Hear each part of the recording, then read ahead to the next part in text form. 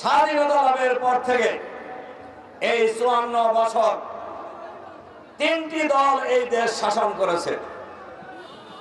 তার মধ্যে একটি দল যারা জুলাই বিপ্লবের মধ্য দিয়ে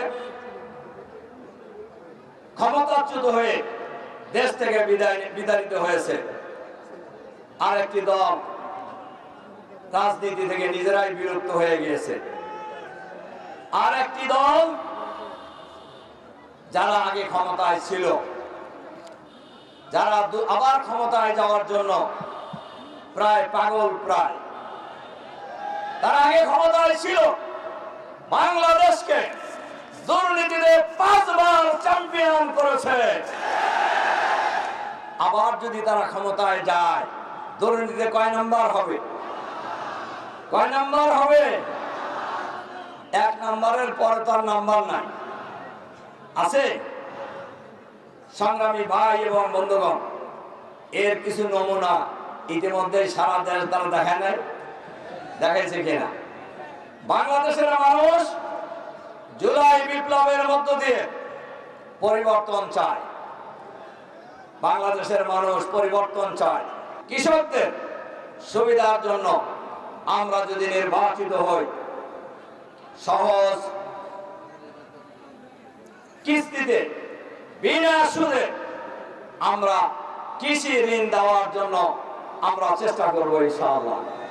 কৃষকদের শস্য উৎপাদনের জন্য সার, কীটনাশক, বীজ সহ কৃষি পণ্য উৎপাদনের জন্য কৃষকদের জন্য এগুলি সহজলভ্য করে দেওয়ার জন্য আমরা কার্যকর ব্যবস্থা গ্রহণ করব ইনশাআল্লাহ। এই উল্লেখকে আগামী দিনে একটি শিক্ষা নগরী হিসাবে আমরা গড়ে তোলার জন্য চেষ্টা করব। আপনারা ইতিমধ্যেই জানেন, আমি এমপি মন্ত্রী না হয়েও ইতিমধ্যে 2টি কলেজ আমি প্রতিষ্ঠা করেছি। একটি হলো বাংলা ইউনিয়নের চেংটিয়া কারিগরি মহাবিদ্যালয় এবং রামকৃষ্ণপুর ইউনিয়নের নন্দকুশা কারিগরি মহাবিদ্যালয়, এবং বেশ কয়েকটি কলেজের মঞ্জুরি এবং এমপিভুক্ত করার ক্ষেত্রে আমার বেশ ভূমিকা আছে।